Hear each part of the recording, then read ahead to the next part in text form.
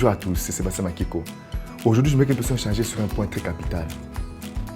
N'avez-vous jamais remarqué une personne qui vous saluait avec beaucoup plus de respect? Une personne qui vous considérait? Une personne, quand elle vous voyait en cours de route, elle vous disait bonjour grand, bonjour papa, bonjour maman, bonjour grande sœur. Mais au fur et à mesure que vous vous saluez, vous devenez familier, vous vous rapprochez encore de plus en plus. Cette personne arrive à vous manquer du respect. Il y a un dicton qui dit beaucoup de familiarité engendre le mépris, ou trop de familiarité conduit au manque de respect et au manque de considération. Je m'imagine la manière dont cet homme Judas est parvenu à livrer le Fils de Dieu, bien-aimé. Je me suis dit, cet homme s'est familiarisé à Jésus. À chaque fois que Jésus était avec lui, il voyait comment est-ce que Jésus souriait, Jésus triste. Il voyait Jésus dans ce moment de vulnérabilité. Parce que la Bible a dit, Jésus plaira. Dans Jean 11, verset 35, on dit, Jésus plaira. Pendant que Jésus plairait, il voit comment est-ce que Jésus est en train de pleurer. Le Fils de Dieu est en train de pleurer. Cette considération qu'il avait vis-à-vis de Jésus diminuait petit à petit. Il a vu, la Bible dit encore dans Luc 10 que Jésus tressaillit de joie. Il voit comment est-ce que Jésus tressaillait de joie, comme tout le monde. Il a vu Jésus en colère. J'imagine aussi, il a vu comment est-ce que Jésus mangeait avec lui. Il voyait le Fils de Dieu extraordinaire de loin, mais quand il s'est approché auprès de lui, le Fils de Dieu, au fait, la considération qu'il avait vis-à-vis de Jésus diminuait. J'imagine, vous voyez, si Jésus allait à la toilette. Cette familiarité engendre le mépris et la déconsidération vis-à-vis de Jésus. Cet homme qui voyait Jésus, le Fils de Dieu, en puissance, dans les miracles, il s'est approché auprès de Jésus, cette considération a diminué. Il a vu Jésus comme étant un homme ordinaire, simple. Ce qui a poussé même Judas à livrer Jésus. J'imagine qu'il y a plusieurs raisons. Mais je m'imagine que cette raison aussi a poussé Judas à livrer Jésus. Parce que s'il avait pris cette considération que c'était le Fils de Dieu vivant, il ne pouvait pas le faire. La familiarité engendre le mépris et le manque de considération. Mes frères, j'aimerais parler à vous, leaders. Leaders dans les seigneurs, leaders d'entreprise, leaders partout où vous êtes leader. Je vous déconseille de vous familiariser avec les personnes avec qui vous dirigez.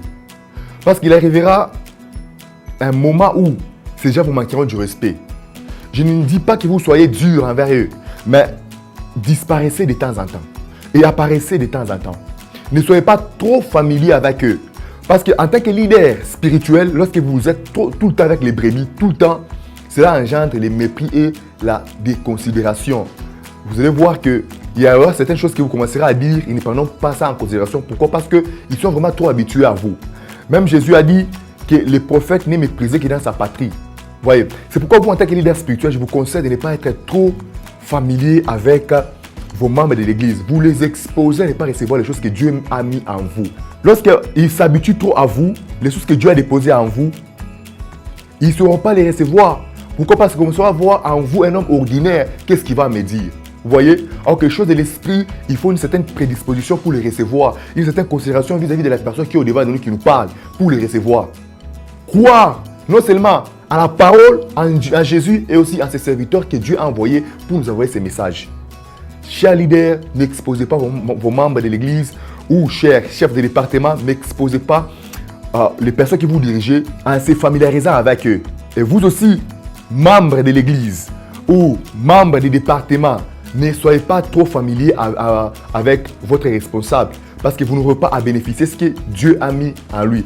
C'est pourquoi vous avez remarqué les personnes qui passent chaque fois le temps à l'église, qui dorment à l'église ou qui sont à côté du pasteur. Ils ne grandissent jamais. Pourquoi? Parce que lorsqu'ils voient les pasteurs se fâcher, lorsqu'ils voient les pasteurs agir d'une certaine manière, c'est dit, lui aussi agit comme ça, moi aussi j'agis comme ça. Lui aussi commence à agir d'une manière brutale ou d'une manière non chrétienne, tu vois. Mais lui, il est en train de se perdre, mais l'homme de Dieu, il sait pourquoi il agit comme ça.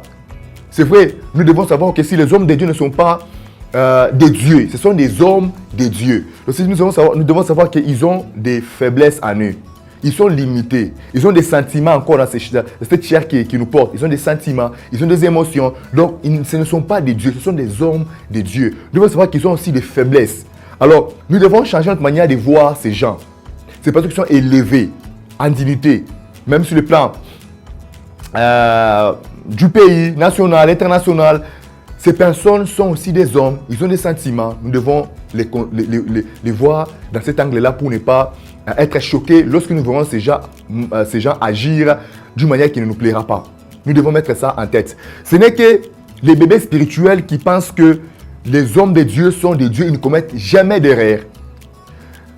La femme d'un pasteur ne peut jamais se fâcher. L'homme de Dieu ne peut jamais se mettre en colère. L'homme de Dieu ne peut. Non, lui vraiment, il est parfait. Non, il n'est pas parfait. La familiarité conduit au mépris et au manque de confiance et de considération.